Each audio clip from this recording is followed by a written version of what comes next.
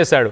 ఇటు ప్రతిపక్షాలు సభను వాకౌట్ చేసినప్పుడు నేను చేయలేదు అంటూ ఇటు ఆప్ చెప్పడం అబద్ధం అంటూ ఆయన చెప్పుకొచ్చారు. అలాగే ఇటు పార్లమెంట్లో సీసీటీవీ ఫుటేజ్ చూస్తే తెలుస్తుంది నేను వాకౌట్ చేశానో లేదో అంటూ ఆయన మాట్లాడారు. ఇటు ఎలక్షన్ కమిషన్కి సంబంధించిన కమిషనర్ను తొలగించే తీర్మానం పైన కూడా సంతకం చేయమని ఎవరు నన్ను అడగలేదు అంటూ ఆయన చెప్పుకొచ్చాడు. ఇటు పార్టీకి చెందిన 7 ఎంపీలు కూడా సంతకం చేయలేదు. నన్నే ఎందుకు ప్రత్యేకంగా టార్గెట్ చేస్తున్నారు అంటూ ఆయన మాట్లాడాడు. ఇటు నేను పార్లమెంటుకు అరవడానికో తిట్టడానికో వెళ్ళలేదు, ప్రజల సమస్యలను లేవనెత్తడానికే వెళ్ళాను. అబద్ధాలన్నీ త్వరలోనే బట్టబయలు అవుతాయి. ఇటీవల రాజ్యసభలో ఆప్ డిప్యూటీ ఫ్లోర్ లీడర్గా చద్దాను తొలగించారు. మొత్తం మీద ఇటు రాఘవ్ చద్దా ఏం మాట్లాడుతున్నాడు ఒకసారి ఆయన మాటల్లోనే వినే ప్రయత్నం చేద్దాం. తర్వాత డీటెయిల్డ్గా మాట్లాడుకుందాం. అసలు నిజంగానే పార్టీకి అతను దూరంగా ఉన్నాడా, ఉంటున్నాడా లేదా అనేది విశ్లేషించే ప్రయత్నం చేద్దాం. कल से मेरे खिलाफ एक स्क्रिप्टेड कैंपेन चलाया जा रहा है. सेम भाषा, सेम बातें, सेम आरोप. ये कोई कोइंसिडेंस नहीं है, बल्कि एक कोऑर्डिनेटेड अटैक है. पहले मैंने सोचा कि मुझे इसका जवाब नहीं देना चाहिए. फिर लगा कि कहीं एक झूठ को 100 बार बोला जाए तो कुछ लोग मान ना लें, इसलिए मैंने सोचा कि जवाब दूं.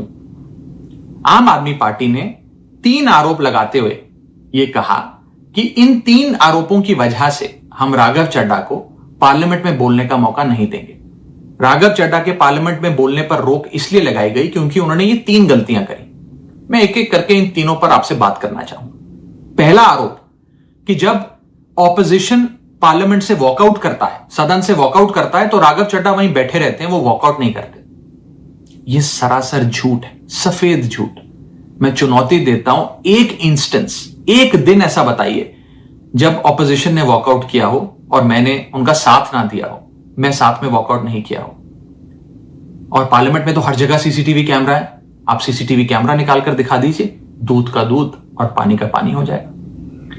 दूसरा आरोप लगाया कि राघव चड्ढा ने चीफ इलेक्शन कमिश्नर के इंपीचमेंट मोशन पर, यानी कि मुख्य चुनाव आयुक्त को हटाने वाली जो याचिका थी, उस पर साइन करने से मना कर दी. दूसरा सफेद झूठ. ना मुझे आम आदमी पार्टी के किसी भी नेता ने इस मोशन पर साइन करने के लिए कहा, ना औपचारिक तौर पर कहा, ना अनौपचारिक तौर पर कहा. और आम आदमी पार्टी के राज्यसभा में कुल 10 सांसद हैं, जिनमें से 6 या 7 सांसदों ने इस मोशन पर खुद ही साइन नहीं किया.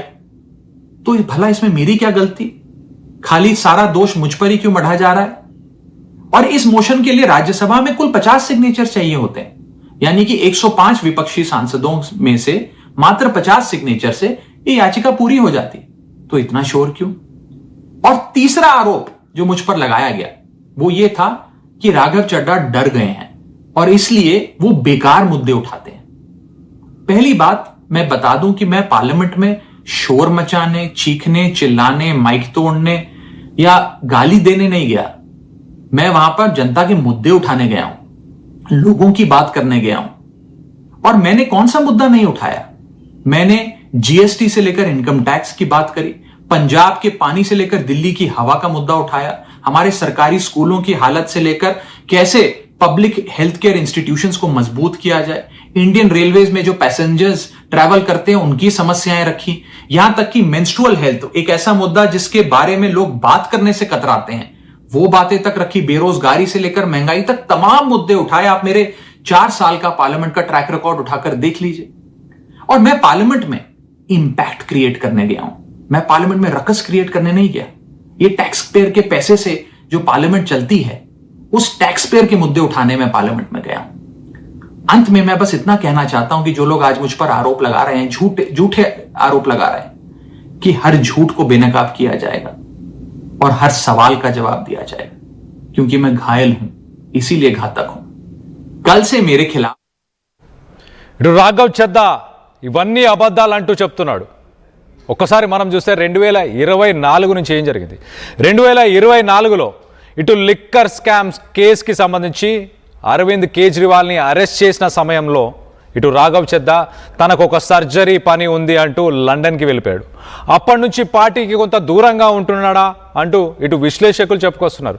దాని తర్వాత ఇటు ఏప్రిల్లో మనం చూస్తే ఇటు రాఘవ్ చద్దా పార్లమెంట్లో ఒక డిప్యూటీ ఫ్లోర్ లీడర్గా తనని తొలగించాలంటూ ఇటు పార్లమెంట్ సెక్రటరియట్కి ఇటు అఫీషియల్గా ఒక లెటర్ని పార్టీ పంపించింది. అలాగే పార్లమెంట్లో పార్టీ తరఫున తనకు మాట్లాడే అవకాశాన్ని కూడా తొలగించాలంటూ అడిగింది.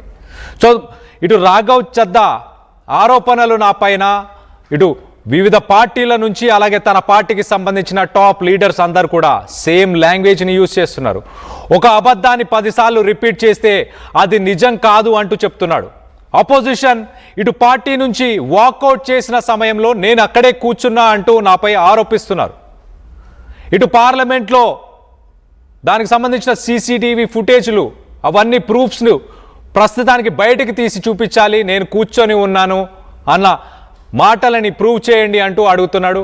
At the same time election కమిషన్కి సంబంధించిన కమిషనర్ని తొలగించడానికి ఇంపీచ్మెంట్కి ఇటు నా పార్టీ నుంచి 7 మంది సైన్ చేయలేదు, దాంట్లో నేను కూడా సైన్ చేయలేదు, నన్ను మాత్రమే ఎందుకు టార్గెట్ చేస్తున్నారు? అలాగే స్పీకింగ్ కోటాని తొలగించారు. ఇటు ఆప్ లీడర్స్ మరి ముఖ్యంగా ఇటు సౌరవ్ భారద్వాజ్, అనురాగ్ దందా వీళ్ళు పబ్లిక్గానే ఇటు రాఘవ్ చద్దాని క్రిటిసైజ్ చేస్తున్నారు. ఒక సాఫ్ట్ టాపిక్స్ మాత్రమే పార్లమెంట్లో మాట్లాడుతున్నాడు రాఘవ్ చద్దా. ఇటు ప్రైమ్ మినిస్టర్ నరేంద్ర మోదీని కానీ బీజేపీని ఎప్పుడు టార్గెట్ చేస్తూ ఛాలెంజ్ చేస్తూ వాళ్ళని డైరెక్ట్గా ఎప్పుడు మాట్లాడలేదంటూ వాళ్ళు క్వశ్చన్ చేశారు.